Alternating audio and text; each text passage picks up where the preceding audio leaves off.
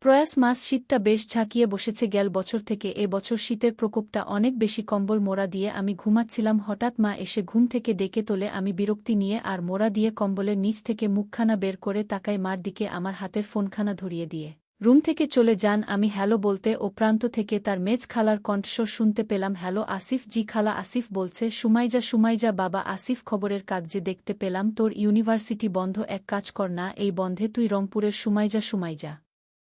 আমার খালাতো বোন ওখান থেকে ঘুরে আয় ঢাকায় ফেরার পথে তোর সাথে সুমাইজা আর আমার নাতিটাকে নিয়ে আসবি অনেক দিন ওদের দেখি না কটা দিন থেকে যাবে ঢাকায় আমাদের সাথে আমি একটু চিন্তা করে ঠিক আছে খালা আমি যাব কবে যেতে হবে তোর সুবিধা মতো দুদিন মধ্যে গেলেই চলবে ঠিক আছে খালা তুমি কোনো চিন্তা করো না আমি কাল পরশু রওনা হয়ে যাব রংপুর তুমি সুমাইজা আপুকে বলে দেও আসছি ফোনটা রেখে আসিফ বাথরুমের দিকে হাঁটা দেয়া ফ্রেশ হবে বলে ঢাকা বিশ্ববিদ্যালয়ের ফিন্যান্স বিষয়ে অনার্স পড়ছে আসিফের তেমন কোনো ব্যস্ততা নেই পড়াশোনার চাপ তার উপর ঢাকা ইউনিভার্সিটি অনির্দিষ্টকালের জন্য বন্ধ ঘোষণা করেছে রোকেয়া এক ঘটনাকে কেন্দ্র করে সারাদিন বাসায় ঘুমিয়ে অলস সময় কাটছে তার সকালে নাস্তা করে আসিফ কমলাপুর রেল স্টেশনে চলে যায় রংপুর যাবার টিকিট কাটতে আসিফদের কাজিনদের মধ্যে সুমাইজা বেশ সুন্দরী বিয়ের আগে সুমাইয়ার অনেক ভালো বিয়ের প্রপোজাল এসতো সোমা 5 ফিট 5 ইঞ্চি লম্বা গায়ের রং উজ্জ্বল ফর্সা আর শরীরের গঠনও বেশ ভালো জেন ছেলেদের আগুন ধরাতো সব বয়সী ছেলেরা পাগল ছিল সুমাইয়ার জন্য সুমাইজা আর বাবা হঠাৎ করেই সুমাইজা বিয়ে ঠিক করে ফেলেন এক বিসিএস ক্যাডার ছেলের সাথে রের বয়স একটু বেশি 3-6 আর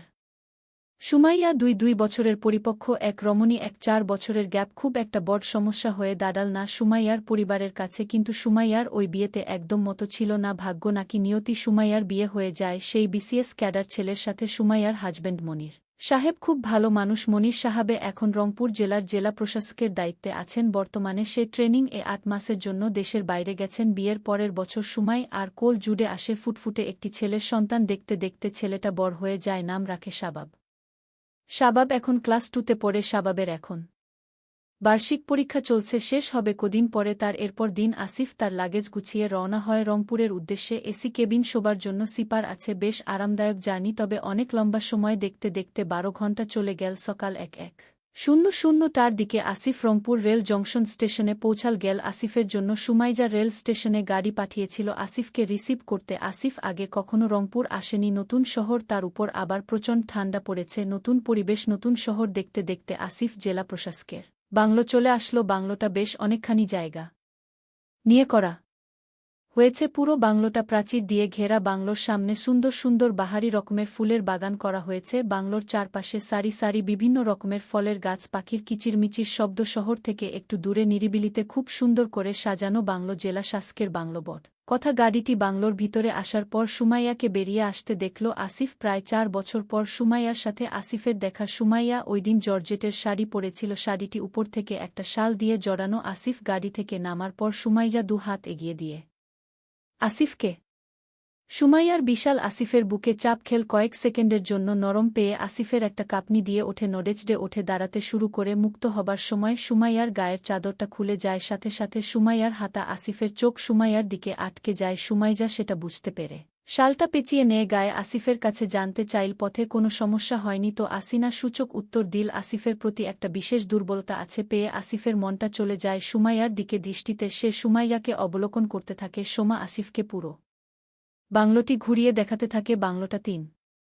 তলা নিচে তালায় ড্রয়িং ডাইনিং আর কিচেন রুম আছে দোতলায় মাস্টার বেডরুম ও আরও 3টি রুম আছে সবগুলো রুম বেশ বড় বাংলোর 3 তলায় স্টোর রুমের মতো কিছু রুম আছে তার উপরের তলা ছাদ পুরো বাংলো খুব সুন্দর পরিপাটি করে গোছানো সুমাইজা আসিফকে পুরো বাংলোটি ঘুরিয়ে দেখালো তারপর দোতায় একটি রুম দেখিয়ে আসিফকে ফ্রেশ হতে বলল আসিফ তার থাকা রুমটি এক ঝলক দেখে নীল অ্যাটাচ বাথরুমও আছে রুমে একটা কিং সাইজ খাট তার পাশে আলমিরা ও ছোট একটা টেবিল আসিফের বেশ পছন্দ হলো নিজের রুমটি দুপুরের খাবার দেয়া হয়েছে আসিফকে নিজলায় খেতে ডাকে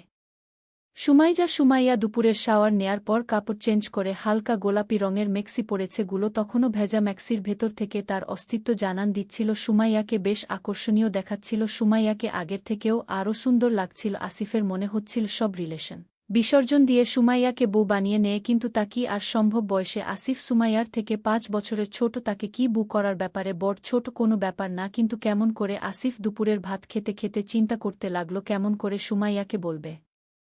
দুপুরের ভাত খাবার পর আসিফ ছাদে উঠে একটা সিগারেট ধরায় শীতের আমেজ সিগারেটের টান দিতে আসিফের বেশ ভালোই লাগছিল। ছাদে কিছু কাপড় শুকুতে দেয়া হয়েছে সারিবদ্ধভাবে, তার মধ্যে একটি কালো রঙের। আসিফ বুঝতে পারে এগুলো সুমাইয়ার। আসিফ ছাদের চারপাশটা দেখে নিয়ে হাতে নিয়ে কাপ দুটি বিশাল। আসিফ অনুমান করার চেষ্টা করে সুমাইয়ার কত বড় হতে সকালে সে পেয়েছিল নাকের কাছে নিয়ে। সুমাইয়ার গন্ধ খুঁজতে থাকে আসিফ। পাশে একটা হ্যান্ডব্যাগ দেখতে পায় 100 কটন, এক ধরনের ফ্যান্টাসি কাজ করতে থাকে তার মধ্যে, সেমি ট্রান্সপারেন্ট, একই সাথে স্টাইলিশ। পড়লে সুমাইয়াকে না জানি কতটা সুন্দরী